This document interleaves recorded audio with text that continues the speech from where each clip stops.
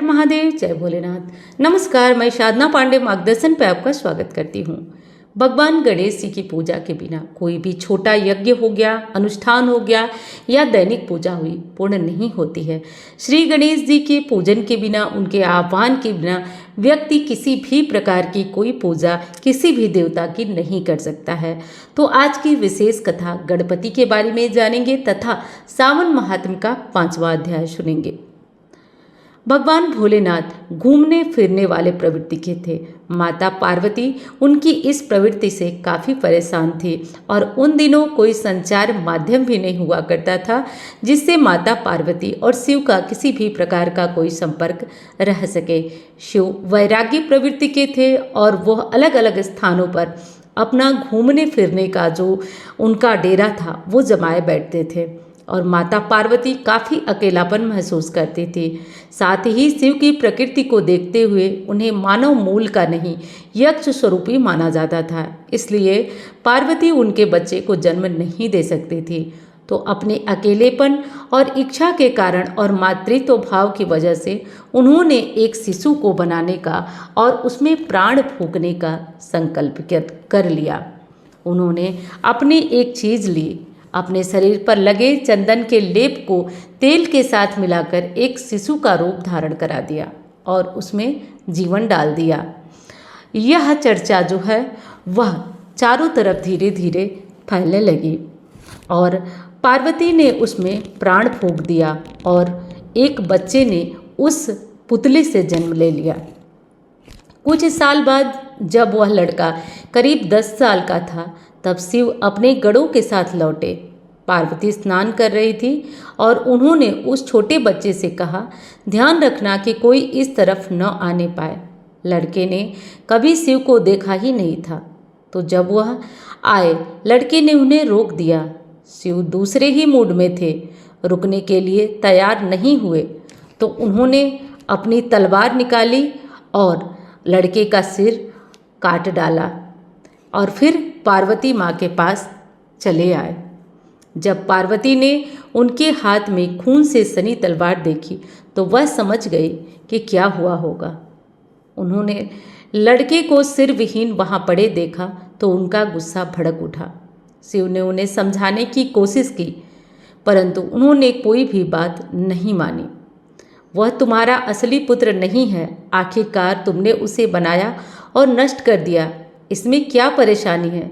लेकिन वह कुछ भी सुनने की इच्छुक नहीं थी। बात को सुलझाने के लिए शिव ने अपने एक गण का सिर लिया और लड़के की धड़ पर लगा दिया। गणेश चतुर्थी वह दिन होता है जब उनके सिर को दोबारा लगाया गया था। शिव ने गणों के सरदार का सिर लेकर इस लड़के पर लगाया, इसलिए वह बोले, अब से तुम गणपति हो, तुम गणों के सरदार हो। बाद में जाकर हिंदू कैलेंडर में उनको गणेश का नाम दिया गया। इस तरह दूसरी तरह के प्राणी इन्हें समझ नहीं पाए और उन्होंने एक हाथी का चेहरा बना दिया। कथाओं में बताया जाता है कि कैसे गणों के अंगों में हड्डियां नहीं होती हैं। इस संस्कृति में हड्डियों के बिना किसी अंग का अर्थ हाथी की सूंड से लगाया जाता था, इसलिए कलाकारों ने हाथी का सिर बना दिया। आपको मानसरोवर के किनारे कोई हाथी नहीं मिलेगा क्योंकि वह इलाका उनके लिए सही नहीं है। वहाँ एक हाथी के लायक हरियाली नहीं है। शिव हाथियों को काटने नहीं होंगे, इसलिए गणेश के कई नाम हैं, गणेश, गजपति, विनायक, लेकिन उनका नाम गजपति नहीं है। गण शिव के साथी थे। हम नहीं जानते कि वे कहाँ से आए थे, लेकिन आमतौर पर कहानियों में उन्हें ऐसे प्राणियों के रूप में दिखाया जाता है जो इस लोक के नहीं थे। उस जीवन की बनावट और उनके सृजन अलग थे। तो दोस्तों, ये थी गणपति की गणेश नाम पड़ने के पीछे की कथा। गणेश जी को भोजन बहुत ज़्यादा पसंद था, भोजन में भी मोदक बहुत अधिक पसंद था। आमतौर पर विद्वान कहते हैं कि वह गणेश जी के भोजन में मोदक सर्वोपरि था, इसलिए आज भी भक्त उन्हें गणेश चतुर्थी को मोदक का भोग लगाते हैं। चलिए दोस्तों, अब सुन लेते हैं श्रावण महात्म्य का 5वां अध्याय। ईश्वर बोले, हे सनत कुमार, करोड़ पार्थिव लिंगों के महात्म्य तथा पुण्य का वर्णन नहीं किया जा सकता। जब मात्र एक लिंग का महात्म्य नहीं कहा जा सकता था, तो फिर करोड़ों लिंगों के विषय में कहना ही क्या है। मनुष्य को चाहिए कि करोड़ लिंग निर्माण असमर्थता में 1,00,000 लिंग बनाए, या 1000 लिंग या 100 लिंग ही बनाए। यहाँ तक कि एक लिंग बनाने से भी मेरी सानिध्य मिल जाती है। षडाक्षर मंत्र से 16 उपचारों के द्वारा भक्तिपूर्वक मन से भगवान शिव की पूजा करनी चाहिए। ग्रह यज्ञ के साथ उद्यापन करना चाहिए। उसके बाद होम करना चाहिए और ब्राह्मणों को भोजन कराना चाहिए। हे सनत कुमार, इस अनुष्ठान को करने वाले की अकाल मृत्यु नहीं होती है। यह व्रत बांझपन को दूर करने वाला, सभी विपत्तियों को नाश करने वाला तथा संपत्ति की वृद्धि करने वाला है। मृत्यु के समय यह मनुष्य कल्प पर्यंत मेरे समीप कैलाश वास करता है। जो मनुष्य श्रावण मास में पंचामृत से शिव जी का अभिषेक करता है, वह सदा पंचामृत का पान करने वाला, गोधन से संपन्न, अत्यंत मधुर भाषण करने वाला तथा त्रिपुर के शत्रु भगवान शिव को प्रिय होता है। जो इस मास में अनुदान व्रत करता है तथा हविष्यान्न ग्रहण करता है और व्रीहि आदि से सब प्रकार के धान्यों का अक्षय निधि स्वरूप हो जाता है। पत्तल पर भोजन करने वाला श्रेष्ठ मनुष्य सुवर्ण पात्र में भोजन करने वाला तथा शाक को त्याग करने से शाक कर्ता हो जाता है। श्रावण मास में केवल भूमि पर सोने वाला कैलाश में निवास प्राप्त करता है। इस मास में एक भी दिन प्रातः स्नान करने से मनुष्य को 1 वर्ष स्नान करने का फल भागी कहा गया है। इस मास में जितेंद्रिय होने से इंद्रिय बल प्राप्त होता है। इस मास में स्फटिक, पाषाण, मृत्तिका, मरतमणि, पीठी, चंदन, नवनीत आदि से निर्मित अथवा अन्य किसी भी शिवलिंग के साथ ही किसी स्वयं आविर्भूत न हुए लिंग में श्रेष्ठ पूजा करने वाला मनुष्य सैकड़ों ब्रह्म हत्या को भस्म कर डालता है। किसी तीर्थ क्षेत्र में सूर्य ग्रहण या चंद्र ग्रहण के अवसर पर 1,00,000 जप से जो सिद्धि मिलती है, वह इस एक मास में एक बार के जप से हो जाती है। अन्य समय में जो 1000 नमस्कार और प्रदक्षिणाएं की जाती हैं, उनका जो फल होता है वह इस मास में एक बार व्रत करने से मिल जाता है। जो मुझको प्रिय इस श्रावण मास में वेद पारायण करने पर सभी वेद मंत्रों की पूर्ण रूप से सिद्धि हो जाती है।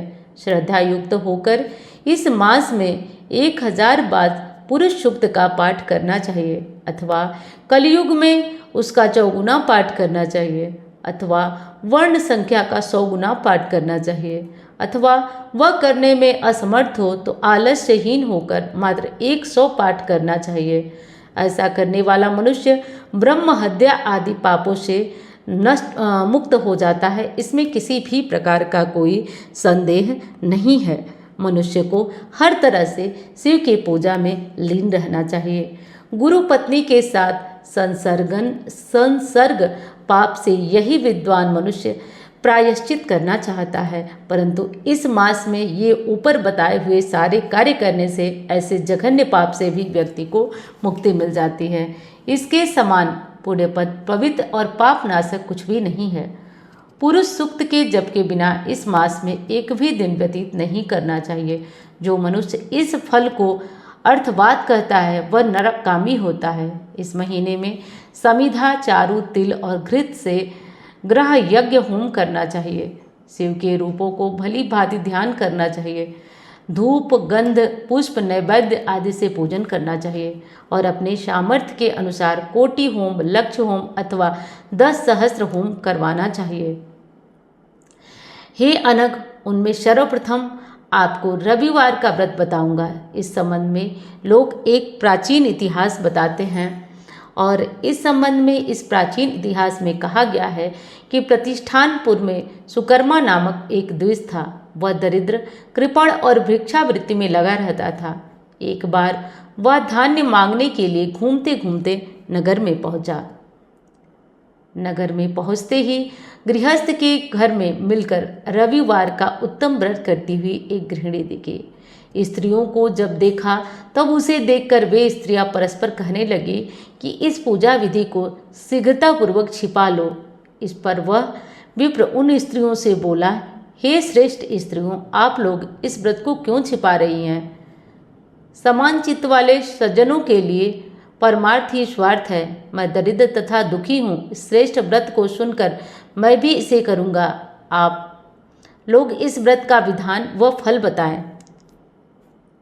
इस पर वे स्त्रियां बोली, हे द्विज, इस व्रत के करने से आप उन्माद तथा प्रमाद करेंगे अथवा भूल जाएंगे अथवा इसके प्रति अभक्ति अनास्था रखने लगेंगे, अतः आपको यह व्रत कैसे बताऊं? उनकी यह बात सुनकर उनमें से जो एक प्रौढ़ा स्त्री थी वह उस ब्राह्मण से व्रत तथा व्रत की विधि बताने लगी। हे ब्राह्मण, श्रावण मास के शुक्ल पक्ष के प्रथम रविवार को मौन होकर उठ करके शीतल जल से स्नान करें। उसके बाद अपना नित्य कर्म संपन्न करके पान के एक शुभ दल पर रक्त चंदन से सूर्य के समान पूर्ण गोलाकार 12 परिधियों वाला सुंदर मंडल बनाएं। उस मंडल में रक्त चंदन से संज्ञा रहित सूर्य का पूजन करें। उसके बाद घुटनों के बल भूमि पर झुककर 12 मंडलों पर अलग अलग रक्त चंदन तथा जपा कुसुम से मिश्रित अर्घ श्रद्धा भक्ति पूर्वक सूर्य को विधिवत प्रदान करें और लाल अक्षत, जपा कुसुम तथा अन्य उपचारों से पूजन करें। उसके बाद मिश्री से युक्त नारिकेल के बीज को नैवेद्य अर्पित करें। आदित्य मंत्रों से सूर्य की स्तुति करें और श्रेष्ठ 12 मंत्रों से 12 नमस्कार तथा प्रदक्षिणाएं करें। उसके बाद 6 तंतुओं से बनाए गए सूत्र से 6 ग्रंथियां बनाकर देवेश सूर्य को अर्पण करें। उसे अपने गले में बांधें और पुनः 12 फलों से युक्त 52 ब्राह्मणों को प्रदान करें। इस व्रत की विधि को किसी के सामने नहीं सुनना चाहिए।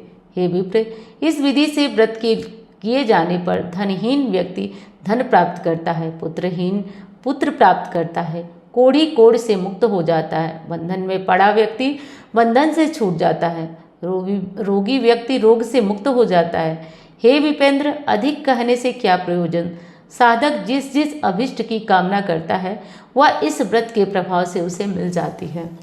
इस प्रकार श्रावण के 4 रविवारों और कभी कभी 5 रविवारों में इस व्रत को करना चाहिए। इसके बाद व्रत की पूर्णता के लिए उद्यापन करना चाहिए। हे विपेंद्र, आप भी इसी प्रकार करें, इससे आपकी सभी कामनाओं की सिद्धि हो जाएगी। उसके बाद उन पतिव्रताओं को नमस्कार करके वह ब्राह्मण अपने घर आ गया। उसने जैसा सुना था उसी विधि से उस संपूर्ण व्रत को किया और अपनी दोनों पुत्रियों को भी यह विधि सुनाई। उस व्रत के सुनाने मात्र से शिव जी के दर्शन से तथा उनके पूजन के प्रभाव से वे कन्याएं देवांगनाओं के सदृश हो गई। उस समय उस ब्राह्मण के घर में लक्ष्मी ने प्रवेश किया और अनेक उपायों तथा निमित्तों से वह धनवान हो गया। किसी दिन उस नगर के राजा ने ब्राह्मण के घर से होकर राजमार्ग से जाते समय खिड़की में उन दोनों सुंदर तथा अनुपमेय कन्याओं को देख लिया। तीनों लोकों में कमल, चंद्रमा आदि जो भी सुंदर वस्त्र हैं वे उन दोनों कन्याओं अपने शरीर के अवयवों को तिरस्कृत कर रही थी। उन्हें देखकर राजा मोहित हो गए और क्षण भर के लिए वहीं खड़े हो गए। ब्राह्मण को शीघ्र बुलाकर उन्होंने दोनों कन्याओं को मांग लिया। तब उस ब्राह्मण ने भी हर्षित होकर दोनों कन्याएं राजा को प्रदान की। उस राजा को पति रूप में प्राप्त करके वे कन्याएं भी प्रसन्न हो गई। वे स्वयं इस व्रत को करने लगी और पुत्र पौत्र आदि से संपन्न हो गई। हे महामुने, महान ऐश्वर्य देने वाले, इस व्रत को मैंने आपसे कह दिया। हे विधिनंदन, जिस व्रत के श्रावण मास से मनुष्य सभी मनोरथों को प्राप्त कर लेता है, उसके अनुष्ठान करने के फल का वर्णन कैसे किया जाए। इस प्रकार श्री स्कंद पुराण के अंतर्गत ईश्वर सनत कुमार संवाद में श्रावण मास महात्म्य प्रकीर्णन, नाना व्रत, रविवार व्रत आदि कथन नामक 5वां अध्याय संपूर्ण हुआ। प्रेम से बोलिए हर हर महादेव। कमेंट बॉक्स में हर हर महादेव ज़रूर लिखिए। आपसे जितना हो सके इस कथा को आप लोगों तक पहुंचाइए और बहुत अच्छा माध्यम है कि आप लोगों को शेयर करिए। वो नहीं कर सकते तो कम से कम मौखिक रूप से लोगों को इसके विधि को बताइए। इससे आपका और सबका कल्याण होगा। उम्मीद करती हूँ जानकारी पसंद आई होगी। धन्यवाद। हर हर महादेव।